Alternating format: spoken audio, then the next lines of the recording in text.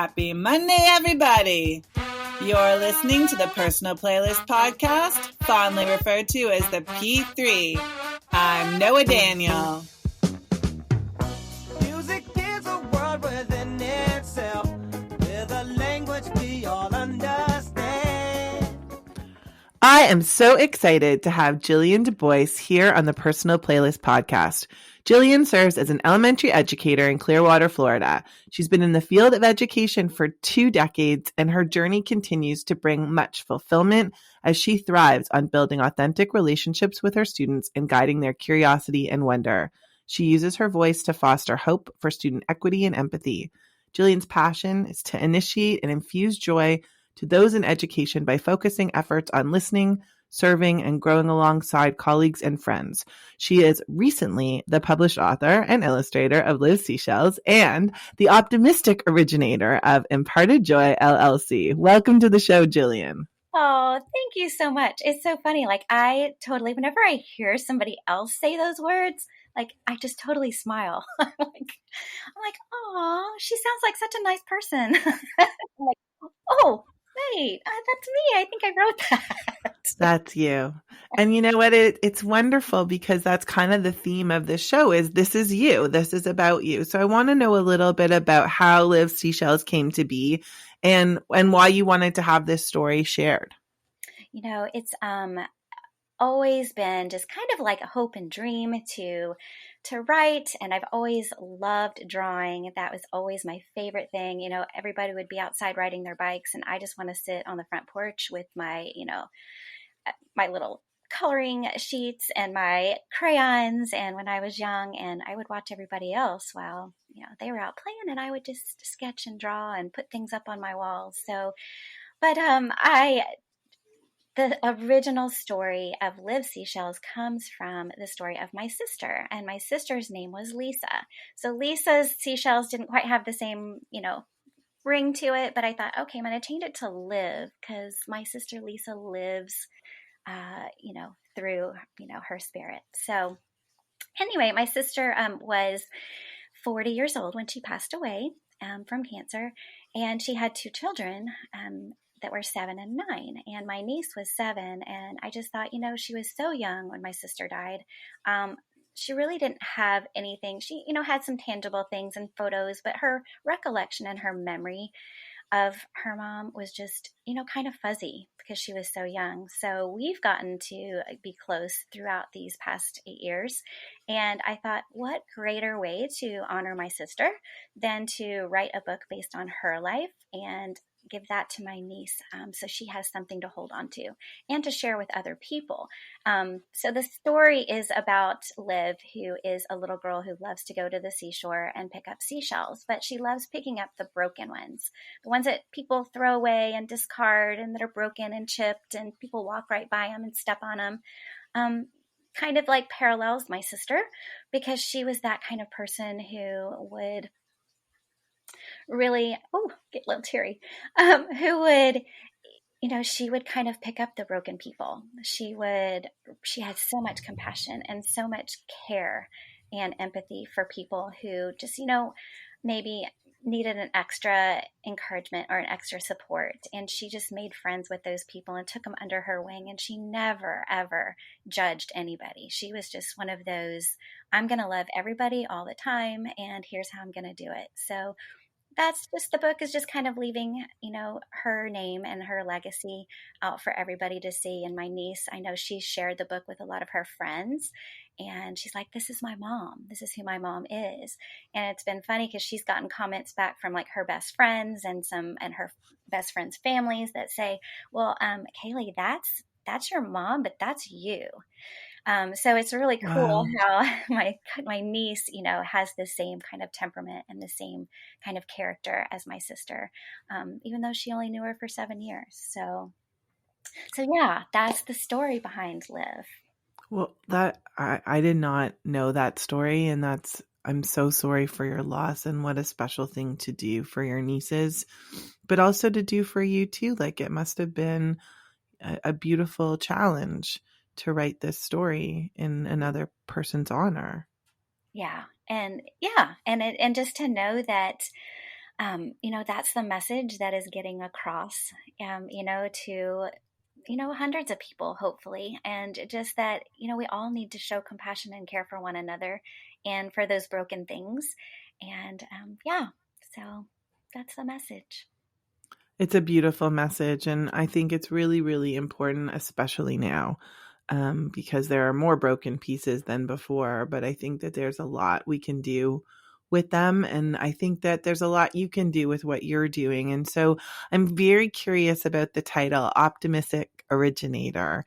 I love titles. I love naming things. And it's funny, when I started building outside the blocks, I called myself the CBO, the Chief Building Officer. So tell us a little bit about Imparted Joy LLC and why that title. So when I first joined Twitter, which was not even a year ago, I just noticed, and I don't even think I really knew what a hashtag was. I was so green to the whole Twitter universe and the educator network that was there. But when we came home from school and we're doing remote learning, I just had the extra time, and I'm like, well, let me just see what it's all about. And I swear, I just maybe one day went on and got into, I'm like, what is this chat thing? What is this A1, Q1? The whole, it just blew my mind that this was even out there. And then all of a sudden I just jumped in with both feet. So I'm like, well, I've noticed that there's a difference. It's not like Facebook. It's not like some of the other social media platforms. It's who you really find and connect with. And that becomes your like little family. And there's we kind of just gelled. There were so many people that I just kind of like gathered and, followed, and they followed me, and we just became, this really great little network. So I started using the hashtag Imparted Joy. Joy has always been just something that's just been in my heart, and I just love to express all the time. Not that I feel it all the time, but it's always there. It's different from happiness. It is not, it's not something that's fleeting. It's something that's internal. It's something that grows with discipline.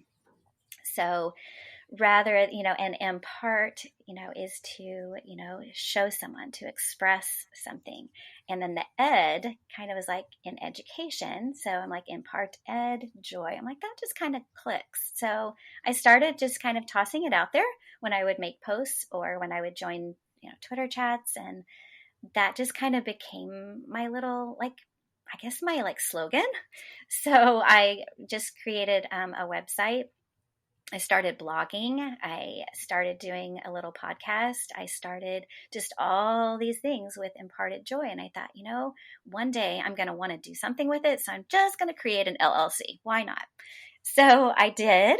And I still, to this point, I'm not really sure what I'm going to do with it, but I have a good sense of the direction in which it's going. So the optimistic originator part of that was like, I just wanted it. I didn't want it to be like, oh, I'm the founder, or, oh, I'm the leader, or, I think optimistic originator just kind of sounded a little more cheerful and like less egotistical. I don't know that it's ego, because when you do start something, but I think it's important that the title feels right for you. And I think it's also important that you feel the freedom to make your own title. And that, I love the double O, to be like that extra verb of the joy that gets created. So I think that you've got something really exciting there. And I love that you say that every day is a fresh opportunity to listen and be slow to criticize and quick to empathize. I think it is a really important outcome of that optimism and what joyful approaches to imparting education, but also being immersed in the community of education that you refer to in Twitter. And what I love about Twitter is as this show has grown, the kind of conversations around joining the P3 Studio family is something that brings me a lot of joy and excitement. And I'm really, really happy that you're here and that you've had the chance to go through your nostalgic identity and pick me up song and choose it. So tell me a little bit about your process. Oh, wow. So when I started going through and listening to your podcast a while back, I'm like, this is so fun. I'm like, how do these people narrow down? I mean, I am a music lover, so music has always been important to me. I've always felt a great connection to, I think it's more so than the music itself, but the lyrics, because they tell a story and I'm a storyteller. So I just love that. So when I hear a song, I don't even like, if I don't understand all the words or hear all the words, I go right to my computer and I Google it. I'm like, lyrics for, and I have found so many amazing songs through the P3 because, oh my goodness, these people that narrow it down, when you can narrow it down to just those that are super important to you, it's like, whoa, that's impactful. So yeah, so that's what I kind of did. I kind of just, it took me a while to kind of sit back and go, all right, what has really made a difference in my life and why? So, yeah, do you want me to start?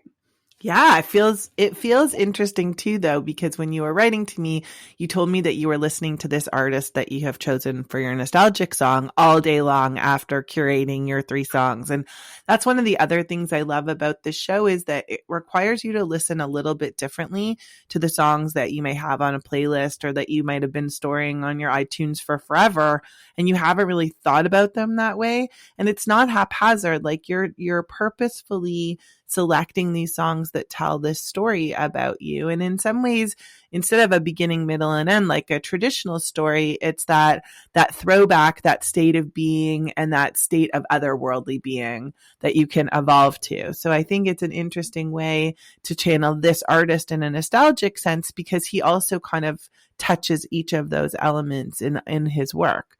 So let's go back. Absolutely. So my nostalgic song is Shower the People by James Taylor. And I am a huge fan of JT, and his music was always playing through my house when I was growing up. And I think there were a lot of memories of just, we were cleaning the house and my mom would play them. And I mean, she was into music too. So she, full blast. And we grew up in the 70s. So we were, those bare feet, not really hippie kids, but we were always just, about the whole peace and love thing. So I have so many fond memories with his soothing and calming voice. So this was just one of those songs that is just a plain, simple reminder that we need to care for others. And that's always been the foundation of our family. It's always been the foundation of my life, even into my adulthood, but it's, shower the people you love with love. Show them the way that you feel. Things are going to be much better if you only will. And how true is that? So that is like my nostalgic song that means so much to me. Okay, well, let's play JT, James Taylor, Shower the People.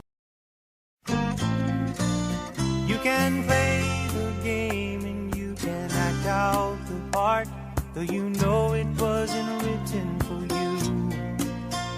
But tell me, how can you stand there with your broken heart, ashamed of playing a fool? But one thing can lead to another. It doesn't take any sacrifice. Oh, father and mother, sister and brother, if it feels nice, don't think twice. Just shower the people you love with love. Show them the way that you feel. Things are gonna work out fine if you only will. Do as I say. Shower the people you love with love. Show them the way you feel. Things are gonna be much better if you only will.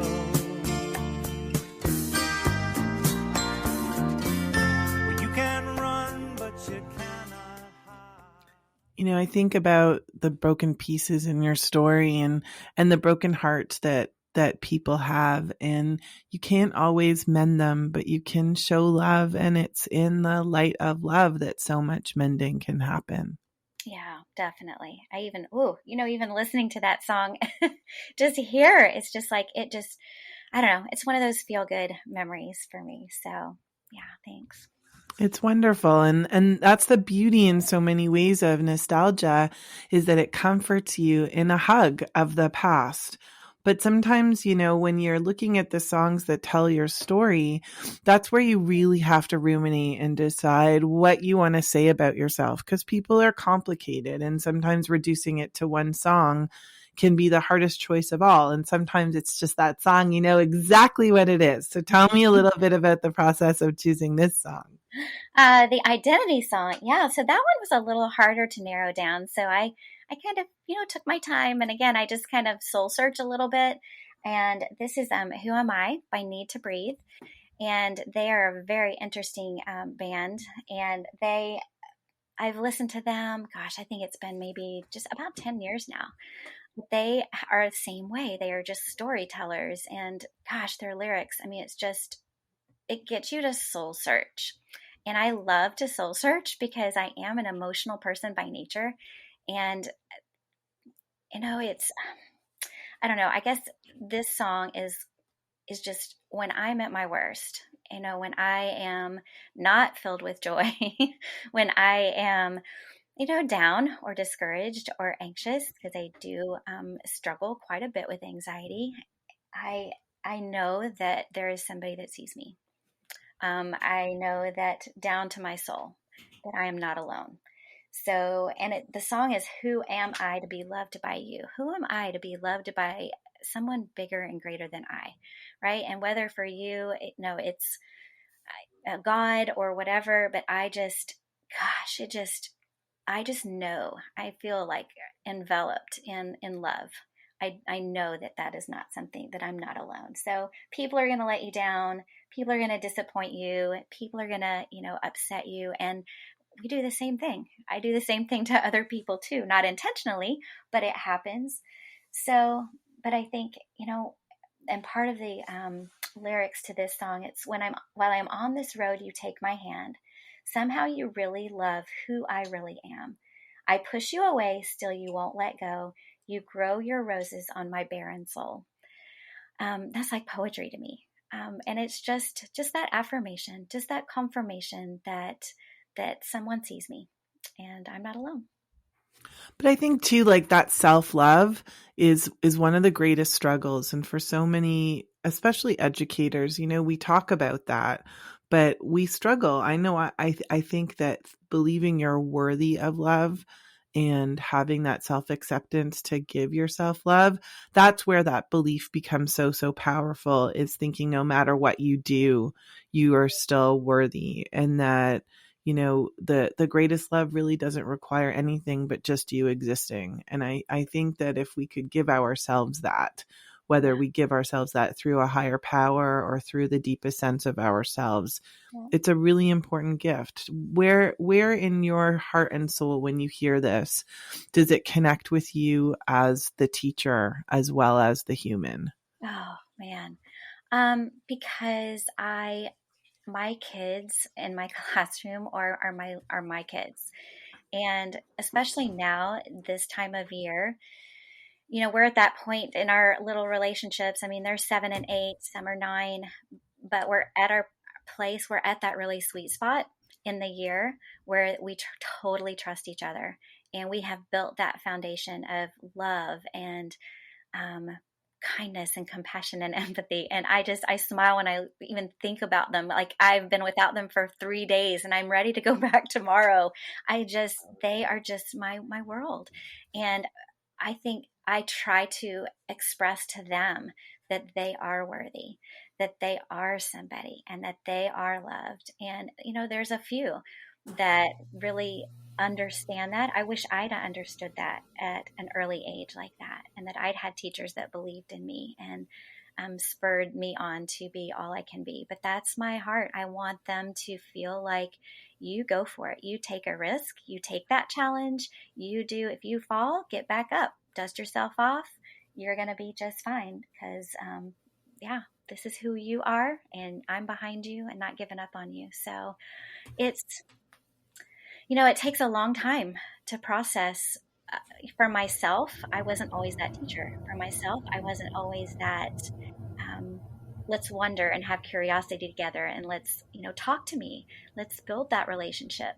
Now, a long time ago when I was, first starting out, it was like, let's get to the content. Let me teach you. You sit down and you give me the answers that I want. And I did that for a long time. So, but that did evolve and change through some different avenues and opportunities. So I feel like right now I'm at that perfect spot where I, can just be that teacher for these kids, and I love them. Okay. Who am I? Need to breathe.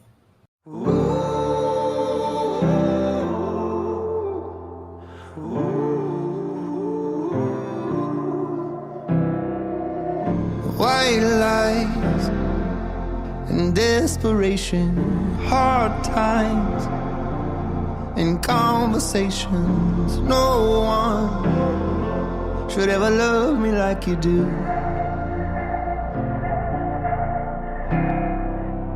Sometimes my bad decisions define my false suspicions. No one should ever love me like you do.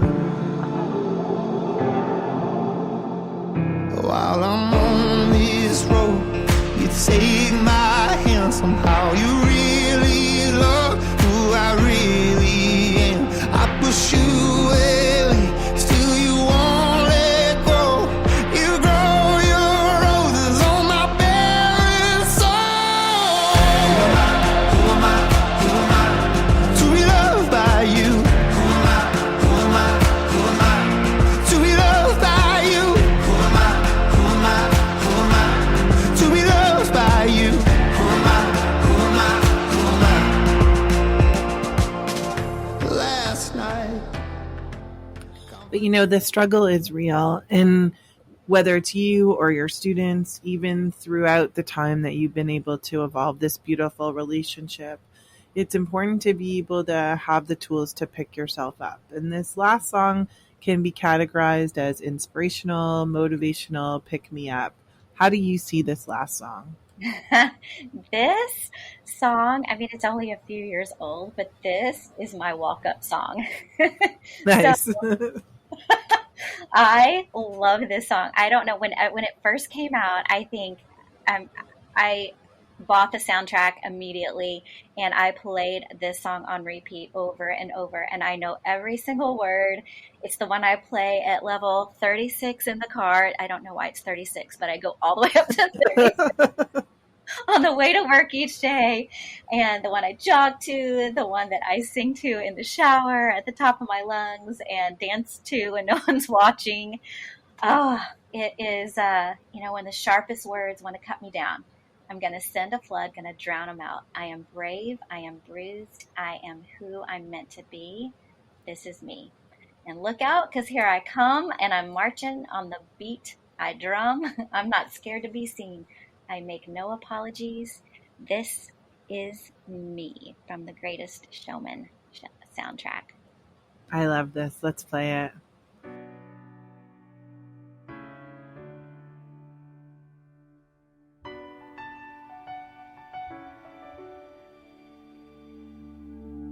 I am not a stranger to the dark. Hide away, they say, 'cause we don't want your broken parts. I've learned to be ashamed of all my scars. Run away, they say, no one will love you as you are. But I won't let them break me down to dust. I know that there's a place for us, for we are glorious.